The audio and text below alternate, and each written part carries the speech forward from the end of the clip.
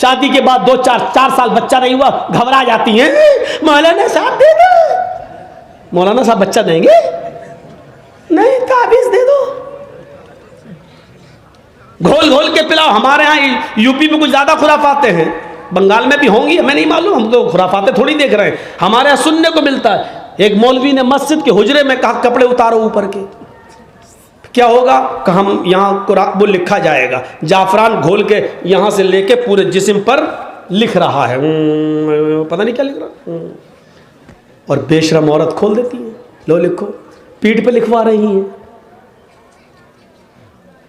जाफरान से कुरान की आयतें लिखकर पर्ची बनाकर कहा जाता है कि लो इसको तुम कब्र के नीचे शर्मगाह की तरफ बांध लेना, बच्चा आसानी से पैदा हो जाएगा। ये सब सूरतें हो रही हैं। मौलवी ना ताबीज दे सकता है ना पानी। मेरे भाइयों, अगर शरीयत की रोशनी से देखा जाए, शरई नुक्ते नजर से देखा जाए, तो अल्लाह की कसम पानी पढ़ कर दम करना, तेल वगैरह पे पढ़कर दम करना, इनका भी सबूत मिलता नहीं है। बहुत मौजरत के साथ मैं ये बात कह रहा हूँ आपको, सही हदीस की रोशनी में अगर आप तलाश करना चाहें, इख्तिलाफ है, बहुत से उलमा ने कहा नहीं पानी पढ़ के दिया जा सकता है, लेकिन सही बात यह है कि पानी पढ़कर दम करना भी जायज़ नहीं है। कोई सरीह और सही हदीस मौजूद नहीं है। इसके बरखिलाफ वो हदीस मिलती है कि अल्लाह के नबी ने फरमाया कि खाने और पीने की चीज़ों पर फूंक मत मारो। आपने देखा है जब आप खाना खाने बैठते हैं तो क्या पढ़ते हैं? बिस्मिल्लाह, और खाना शुरू कर देते हैं। अगर फूंक से बरकत होती तो हदीस में हुक्म ये होता कि बिस्मिल्लाह पढ़ के पहले खाने में दम करो और फिर खाओ। ऐसे प्लेट उठाओ, बिस्मिल्लाह, अब खाओ। क्यों? फूंक में बरकत है ना, तो फिर फूंको फिर खाओ ना। लेकिन नहीं, आपने कहा बिस्मिल्लाह और खाना शुरू करिए। आप खाने के लिए बिस्मिल्लाह नहीं कर रहे हैं, बल्कि शुरू जो कर रहे हैं उस काम के लिए आप बिस्मिल्लाह कह रहे हैं, क्योंकि आप जो भी काम शुरू करेंगे तो अल्लाह के नाम से, खाना नहीं, जो भी आप काम कर रहे हैं अल्लाह के नाम से शुरू कीजिए। ये है, लिखना शुरू कर रहे हैं बिस्मिल्लाह, अब आप लिखिए। खाना खाना शुरू कर रहे हैं तो बिस्मिल्लाह, अर्रहमान अर्रहीम नहीं, बिस्मिल्लाह। जहाँ जितना सबूत है वहाँ उतना करना है हमें और आपको। अल्लाह ताला ने कहा है, अल्लाह के नबी ने फरमाया कि अल्लाह का नाम लो, तो अल्लाह का नाम बिस्मिल्लाह हो गया। अल्लाह के नबी ने यह नहीं कहा कि अल्लाह रहमान रहीम कहो, सिर्फ अल्लाह का नाम बिस्मिल्लाह, बिस्मिल्लाह कह लो, हो गया। और अगर बिस्मिल्लाह का मतलब बिस्मिल्लाह रहमान रहीम है तो फिर आप कुर्बानी करेंगे तो क्या कहेंगे जानवर पर? बिस्मिल्लाह रहमान रहीम अल्लाहु अकबर। क्यों नहीं कहते हो? वहाँ पूरी बिस्मिल्लाह क्यों नहीं पढ़ते हो? नहीं पढ़ते हो, क्यों? वहाँ नहीं बताया। वहाँ क्या बताया? बिस्मिल्लाही वल्लाहु अकबर। दुनिया जानती है कि वहाँ रहमान रहीम पढ़ना अक़ल के ख़िलाफ़ है, क्योंकि वहाँ जानवर को ज़िबह किया जा रहा है। और वहाँ कोई कहेगा बिस्मिल्लाह रहमान रहीम तो आदमी कहेगा ये कहाँ रहम है? एक तरफ जानवर काट रहे हैं, दूसरी तरफ रहमान रहीम, बड़ा रहम करने वाला इंतहा रहमान है। तो मेरे भाइयों, इसलिए जितना हदीसों से साबित है उतना करो। ईमान का तकाजा यही है मेरे भाइयों। क्या कहा? फक्र हज़रत खौला को देखो, वो खौला बिनते सालबा, उनके पति ने उनसे एक बार गुस्से में कह दिया, अंते अलैया कज़ारे उम्मी, तू मुझ पर मेरी माँ की तरह हराम, क्या आज के बाद हाथ नहीं लगाएंगे तुझे। क्या समझती तू अपने आप को? हम लोगों में भी ऐसा हो जाता ना कभी कभी, बीवी बहुत नखले दिखाए, अम्मा बन रही मेरी, कभी गुस्सा हो गई, भग, जैसे मेरी माँ मुझ पर हराम तू भी हम हराम, भग, नहीं छुएंगे तुझे आज के बाद। ये जुमले बहुत ख़तरनाक हैं, हम बोल देते हैं बड़ी आसानी से, लेकिन बहुत ख़तरनाक है। खौला बिनते सालबा के शौहर ने औस इब्ने सामित ने जब ये जुमले कह दिए कि अंते अलैया कज़ारे उम्मी, तू मुझ पर मेरी माँ की पीठ की तरह हराम हो चुकी है, बाद में बड़े पछताए तो खौला बिनते सालबा को अल्लाह के नबी के पास भेजा। ईमान देखिए, खौला बिनते सालबा अल्लाह के नबी के पास जाती और कहती अल्लाह के रसूल मेरे लिए रास्ता निकालो। अल्लाह के नबी ने कहा नहीं जाओ, अब तुम उनके ऊपर हराम हो चुकी हो। हैं? हराम कैसे? कहा जाओ, अब तुम उनसे नहीं मिल सकती हो। जैसे माँ की खिदमत की जाती है वो तुम्हारी वैसे खिदमत करेंगे। वो बहस करने लगी, जिद करने लगी। अल्लाह के नबी ने कहा उठो, तुम्हारे लिए मेरे पास कोई रास्ता नहीं है। उसको घर से वापस कर दिया। खौला बिनते सालबा नबी के घर से बाहर निकली, ना उम्मीद, निराश, मायूस, लेकिन दरवाजे से निकलती है। अल्लाह के रसूल के दरवाजे से लगा हुआ दरवाजा मस्जिद नबवी का है। मस्जिद नबी का है। उसने मस्जिद नबी की चौखट को देखा, चौखट को देखते ही चीख पड़ी, मोहम्मद तेरी चौखट बंद हो गई तो क्या हुआ, रब की चौखट तो खुली है। गौर करो ईमान की ताकत क्या है। ईमान किसे कहते हैं? वो नाउम्मीद नहीं हुई। आए मोहम्मद सल्लल्लाहु अलैहि वसल्लम, तेरे घर की चौखट बंद हो गई तो क्या हुआ, रब की चौखट तो खुली है। हदीस के अल्फाज हैं, वो औरत मस्जिद में दाखिल होती है। माँ बहनों सुनो, और चूड़ियां खरीदने वाली हो सुनो, और मार्केटों में लिपस्टिक और क्रीम और पॉन्ड्स खरीदने वाली हो सुनो, ये तुम्हारी जैसी एक औरत है, खौला बिन्त सालबा, नबी की चौखट से निकलती है तो मस्जिद में घुस जाती है, वुजू बनाती है, 2 रकात नमाज पढ़ती है, फिर अकेले अपने रब के सामने दोनों हाथ उठाकर ये दुआ करती है, इलाहुल आलमीन तेरे नबी की चौखट बंद हो गई तो क्या, तेरी तो खुली है। अल्लाह मेरे और मेरे शौहर के दरमियान कोई रास्ता निकाल, अल्लाह मेरे और मेरे पति के लिए कोई रास्ता बना दे। अल्लाह ने कहा जिब्रील क्या देख रहे हो, अगर मैंने अपनी बंदी के लिए रास्ता न निकाला तो कौन निकालेगा। जाओ और मेरे हबीब से, मेरे नबी के पास कुरान की आयतें लेकर और बता दो कि अल्लाह ने उस औरत के लिए और दुनिया के अंदर कयामत तक की तमाम औरतों के लिए रास्ता निकाल दिया है। जिब्रील कुरान की आयतें लेके आए। अल्लाह की कसम, खौला बिन्त सालबा भी मस्जिद के अंदर दुआ मांग रही है, अभी उसके आंसू गिर रहे हैं, अभी उसके हाथ नीचे नहीं हुए, अभी उसने दुआ मांगने के बाद अभी खत्म नहीं की, वो दुआओं में रवानी जारी है, वो दुआ पे दुआ मांगी जा रही है। और यहाँ जिब्रील ये आयतें लेके नाजिल होते हैं, कद समी अल्लाहु कौलल्लती तुजादिलुका फी ज़ौजिहा व तश्तकी इलल्लाह। अल्लाह ने उस औरत की बात को सुन लिया, अल्लाह ने उस लेडी की बात को सुन लिया, अल्लाह ने उस औरत की गुफ्तगू को सुन लिया जो आपसे बहस कर रही थी, तुजादिलुका फी ज़ौजिहा, जो आपसे बहस कर रही थी, जो आपसे डिबेट कर रही थी, जो आपसे लड़ रही थी अपने हस्बैंड के बारे में, वो तश्तकी इलल्लाह, और जब आपने उसको भगा दिया, हटा दिया, घर से बाहर कर दिया, तो वो अल्लाह से भी फरियाद कर रही, वो तश्तकी इलल्लाह, वो अल्लाह को भी पुकार रही, यानी दुआ कर रही है। अल्लाह ने उस औरत की बात को सुन लिया है। जाओ ऐ नबी, उस औरत को बुलाओ, और उस एक औरत के लिए मैंने कयामत तक की सारी औरतों के लिए मसला बदल दिया है। कहो, जो लोग अपनी बीवियों को अपनी माँ की तरह कह लेते हैं, हराम कर लेते हैं, वो अपनी बीवी बना सकते हैं दोबारा, लेकिन दोबारा बीवी बनाने से पहले एक गुलाम आजाद करना पड़ेगा। एक गुलाम आजाद करने की ताकत ना हो तो 60 रोजे मुसलसल पैदर पे रखना पड़ेंगे, कंटिन्यू रेगुलर, और 60 रोजे भी रखने की ताकत ना हो तो 60 मिस्कीनों को खाना खिलाना पड़ेगा, 60 फकीरों को, ये 3 में से कोई एक काम करना होगा तरतीब से। अगर गुलाम आजाद करने की ताकत हो तो पहले गुलाम, ये ना हो तो 60 रोजे रखने की ताकत ना हो तो 60 मिस्कीनों को, फकीरों को खाना खिलाएं, और फिर वो तुम्हारी बीवी। ये सजा के तौर पर, लेकिन रास्ता तो निकाला। पहले तो रास्ता ही नहीं था, लेकिन बाद में रास्ता तो निकाल दिया, कम से कम सजा मुतय्यन करके। और सजा इसलिए मुतय्यन किया ताकि हर वक्त हर आदमी अपनी बीवी को अपनी अम्मा की तरह हराम ना करता रहे अपने ऊपर, इसलिए ये सजा मुतय्यन कर दी। तो मेरे भाइयों, खौला बिन्ते सालबा का ईमान देखो, नबी की चौखट से बाहर तो कहती है, नबी तेरी चौखट बंद हुई तो क्या, रब की चौखट तो खुली है। ये ईमान की ताकत होती है। यही खौला बिन्ते सालबा जब लाठी टेक कर चलने लगी, बहुत बूढ़ी हो गई, कमर सीधी नहीं होती थी, लाठी लेके चलती थी, तो एक दिन हजरत उमर फारूक घोड़े पर जा रहे थे। खौला बिन्ते सालबा ने कहा, उमर घोड़े से नीचे उतर, मेरी बात सुन।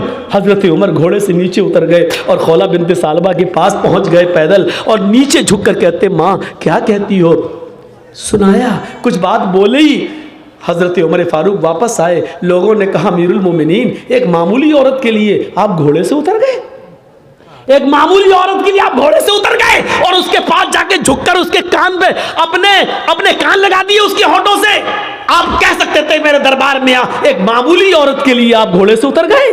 हजरत उमर फारूक रोते हुए कहते हैं नहीं, इसको मामूली औरत मत कहो, ये मामूली औरत नहीं है। जब नबी का दरवाजा बंद हो गया तो इस औरत की गुफ्तगू को अर्श वाले ने अर्श पे सुना है। ये मामूली औरत नहीं है, जिसकी ज़बान से निकलने वाली दुआ को अल्लाह भी रिजेक्ट नहीं कर सका, अल्लाह ने इसकी दुआ अर्श पर कबूल की। उमर की क्या मजाल जो इसकी बात को सुनने के लिए घोड़े से ना उतरे, उमर की क्या हिम्मत जो इसकी बात को सुनने के लिए घोड़ा ना छोड़े। अरे जब अल्लाह ने इसकी बात को रिजेक्ट नहीं किया तो उमर इसकी बात को रिजेक्ट कैसे कर सकता है। जब सातवें आसमान के ऊपर अल्लाह ने इसकी बात को सुना तो उमर इसकी बात को कैसे मना कर सकता है, कैसे नहीं सुन सकता है। मेरे भाइयों, ये ईमान की ताकत थी, ईमान की ताकत। ये खंसा ने अपने चारों बेटों से कहा मेरे बेटो कल मैदान जंग में कूद जाना, लेकिन कोई माँ अपने बेटे को अपनी सफाई पेश नहीं करती है। लेकिन माँ जब उसके चारों बेटे मैदान जंग में जाने लगे, ईमान देखिए, ताकत देखिए, बुनियाद से रिश्ता देखिए। चारों बेटे जब अपने हाथ में नंगी तलवार ले लेते हैं और मैदान जंग की तरफ जाते हैं तो माँ आंखों में आंसू भरे हैं, लेकिन उसने आंखें आसमान पर डाली और आंसुओं को पी जाती है। अपने बेटों के सामने उसने आंसुओं को जमीन पर नहीं गिरने दिया। कहती है मेरे बेटो, मैं उस अल्लाह की कसम खा के कहती हूं जिस तरह तुम्हारी माँ एक है, यानी तुम चारों की माँ एक है, उसी तरीके से तुम चारों का बाप भी एक है। यानी मैंने तुम्हारे बाप की अमानत में कभी खयानत नहीं की है। यानी तुम्हारी माँ ने किसी गैर मर्द का मुंह नहीं देखा है और मेरा कोई दूसरा शौहर भी नहीं रहा है। तुम चारों की जिस तरह माँ एक है, उसी तरीके से तुम चारों एक ही बाप के बेटे हो। मेरे बेटो, तुम्हारी माँ ने कभी तुम्हारे बाप की अमानत में खयानत नहीं की है। तुम मेरे ही बेटे हो। मेरे मरहूम बाप जो इंतकाल कर चुके मेरे शौहर, तुम उसी मरहूम बाप की औलाद हो। आए मेरे बेटो, तुम्हारा बाप तुम्हारा जन्नत में इंतजार कर रहा है, या तुम्हारा बाप हालत कुफ्र में मर गया तो वो अपने अंजाम को पहुंच गया। लेकिन मैं अपनी अमानतदारी बता रही हूं कि मैंने तुम्हारी बाप की अमानत में मैंने खयानत नहीं की है। अरे मेरे बेटो, अगर तुम मैदान जंग में लड़ते लड़ते शहीद हो गए और मुझे तुम्हारी शहादत की खबर की इत्तला मिली तो मुझे खुशी मिलेगी। चारों बेटे मैदान जंग में गए। पहला बेटा कत्ल कर दिया गया, दूसरे बेटे ने झंडा पकड़ लिया, फिर मैदान जंग में लड़ा, दूसरा बेटा शहीद हो गया, तीसरे बेटे ने मैदान जंग में तलवार संभाल ली, तीसरा भी कत्ल हो गया तो चौथे बेटे ने मैदान जंग में मार्का संभाल लिया, चौथा भी कत्ल कर दिया गया। जब चारों बेटे कत्ल हो गए तो एक दौड़ता हुआ घुड़सवार आया और कहने लगा खंसा बाहर निकलती है, क्या हुआ? क्या उमर फारूक का लश्कर जंग जीत गया? कहा नहीं मां, जंग जारी है। फिर तुम क्यों आए हो? मैं तुम्हें बताने आया हूं मां, तेरे चारों बेटे मैदान जंग में शहीद हो गए।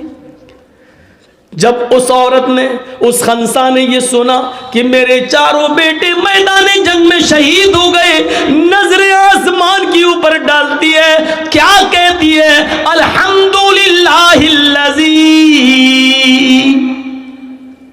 अल्हम्दुलिल्लाहिल्लज़ी शर्रफनी बिक़त्लिहिम। तमाम तारीफें उस अल्लाह के लिए जिसने मेरे बेटों के कत्ल से, जिसने मेरे बेटों की शहादत से मुझे इज्जत बख्शी है। यानी मेरे बेटों की शहादतें उसने कबूल फरमा ली है। देख रहे हैं खंसा की जिंदगी में दो मोड़ आए, एक हालत कुफ्र का और एक हालत ईमानी का। हालत कुफ्र में वो दिन रात रोती थी, अपने भाई को याद करती थी और रात और दिन से कहती थी कि आए सूरज तू क्यों निकलता है, मुझे मेरे भाई की याद आती है। आए सूरज तू क्यों छिपता है, आए रात तू क्यों आती है, मुझे मेरे भाई की याद दिला देती है। लेकिन यही कमजोर औरत जब ईमान के दायरे में आती है तो अपने चारों बेटों की शहादत के बाद खुश होती है और कहती है अल्हम्दुलिल्लाहिल्लज़ी शर्रफनी बिक़त्लिहिम, तमाम तारीफें उस अल्लाह के लिए जिसने मुझे मेरे बेटों की शहादत से मुझे इज्जत बख्शी है, मुझे मुशर्रफ किया है। अब आप समझ लीजिए ईमान किसको कहते हैं मेरे भाइयों। बहुत बार सुना होगा ईमान ईमान ईमान वाले, ऐ ईमान वालो तुम्हारे ऊपर रोजे फर्ज, ऐ ईमान वालो तुम्हारे ऊपर नमाज फर्ज। लेकिन ईमान कहते किसको हैं? सुनो, आज हम ईमान की डीपली गहराई के अंदर जाकर हम आपके दिमाग में इस बात को घुसा रहे हैं कि ईमान की हकीकत को समझने की कोशिश करो। मोमिन कहलाना बहुत आसान है, लेकिन मोमिन बनकर दिखाना बहुत मुश्किल है। जो अपने भाई का गम नहीं भूल पा रही थी, वो अपने बेटों की शहादत पर खुश है और कह रही है कि क़यामत के दिन अल्लाह इन बेटों की शहादत के बदले मुझे भी जन्नत दे देना, क्योंकि मैंने भी अपने बेटों को खोया है। अगर मेरे बेटों ने शहीद होकर मैदान जंग में लड़कर अगर उन्होंने अपनी जान का नजराना दिया, तो मैंने भी अपनी कोख से पैदा करने के बाद अपने बेटों को खोया है। सिर्फ तसव्वुर करो ईमान किसको कहते हैं। ईमान वो औरतें ईमान क्या जाने जो अपने 5-6 साल के बच्चे की पैंट की चैन खोलकर नालियों में पेशाब कराती है खड़े होकर, बेटा यहां कर ले। वो क्या जाने ईमान से क्या ताल्लुक है। वो औरतें ईमान का ताल्लुक क्या जाने जो अपने बेटे का आज 5 साल का 6 साल का हो गया है, अपनी सहेलियों को बुलाकर घर में केक काटती हैं और कहती है हैप्पी बर्थडे टू यू। यह ईसाइयों की मुशाबिहत है, ये गैर मुस्लिमों की मुशाबिहत है जो आज हम कर रहे हैं। मन तशब्बह बिक़ौमिन फहुवा मिन्हुम। अपने बच्चों का जन्मदिन और बर्थडे मनाने वालों, कयामत के दिन ईसाइयों के साथ उठाए जाओगे, गैर मुस्लिमों के साथ उठाए जाओगे। मनाओ, कितने शौक से मनाते हो अपने औलाद का जन्मदिन, मनाओ। ईमान तो निकल चुका है, बुनियाद से हमने रिश्ता खत्म कर दिया है। हम क्या जाने ईमान किस चीज का नाम है। ये औरतें अपने बच्चों का जन्मदिन मनाती हैं, शर्म आनी चाहिए। 5 साल का हो गया, नहीं, तेरा बेटा 5 साल अपनी जिंदगी के कम कर चुका है, इसको सोच। 10 साल का हो गया, हाँ 10 साल का हो गया, लोग कह रहे अल्लाह इसकी उम्र लंबी करे। लंबी कहाँ कर, वो तो 10 साल कम कर चुका है। तेरी दुआ करने, लंबी दुआ करने से लंबी थोड़ी हो जाएगी, वो तो अब 11 साल का। ये खौवे लोग हैं, ठूसने आते हैं और दुआ देते हैं लंबी उम्र हो। माफ कीजिएगा, नाजायज काम करके वहां दुआ दे रहे हो, वहां दुआ भी कबूल नहीं होगी। गलत काम करके दुआ कर रहे हो। 400 आदमियों की बारात गई, डीजे बजे, लड़के ने सेहरा बांध लिया हाथी की सूंड की तरह लटकाया, मेहंदी लगा ली हाथ में। पोपूलाल पहुंच गए, बैठ गए स्टेज पर, वीडियो बन रही है और वीडियो बनने के बाद लड़की की वीडियो बन रही है, दुल्हन की, हेमा मालिनी की अम्मा की। आज वो इतनी सजी हुई है, लिपस्टिक क्रीम पाउडर सब क्या लग रही है जैसे वो हेमा मालिनी की अम्मा बन गई हो, लगी। उसकी भी वीडियो बन रही है। ये सारे हराम काम करने के बाद निकाह पढ़ने के पढ़ा जा रहा है। मौलाना साहब कह रहे हैं निकाह कबूल किया, लड़के ने कह दिया निकाह कबूल किया, और निकाह के बाद दुआ हो रहा अल्लाह शादीशुदा जिंदगी में बरकत अता फरमा। हराम काम करने के बाद बरकत की दुआ दे रहा हो, 2 साल में तलाक हो जाएगी। शर्म नहीं आती तुम्हें दुआ देते हुए? सारे हराम काम करने के बाद वहां दुआ दे रहे हो? नापाक नमाज पढ़ लो, नापाक बगैर वुजू के मस्जिद में चले जाओ, नमाज पढ़ लो, और नमाज पढ़ने के बाद अल्लाह मेरी दुआ कबूल फरमा ले, अल्लाह मुझे जो है रोजी रोटी में बरकत अता फरमा। अब आप गौर करो, ये सारे गलत काम करने के बाद आप दुआ मांगेंगे, दुआ कबूल होगी? दुआ कबूल कहाँ होगी? जब आपका रिस्क भी हलाल हो। आपने 100 रुपए का पंजाबी खरीदा, 99 रुपए आपने रिक्शा चलाया, ई रिक्शा चलाया, टोटो चलाया, और कुर्ता मिल रहा है 100 रुपए का, पंजाबी मिल रहा है 100 रुपए का, 99 रुपए आपके मेहनत के, 1 रुपया आपको हराम का मिल गया। आपने 100 रुपए मिला के पंजाबी ले लिया, आपने वुजू भी बनाया, आपने गुस्ल भी किया, आपने नमाज भी पढ़ी, आप दुआ भी मांग रहे हैं, लेकिन अल्लाह के नबी फरमाते हैं कि जब तक वो कुर्ता तेरे जिस्म पर रहेगा, रब्बे काबा की कसम, उस जात की कसम जिसके कब्जे में मेरी जान है, अल्लाह के नबी कहते हैं एक रुकू कबूल नहीं, एक क़याम कबूल नहीं, एक सजदा कबूल नहीं।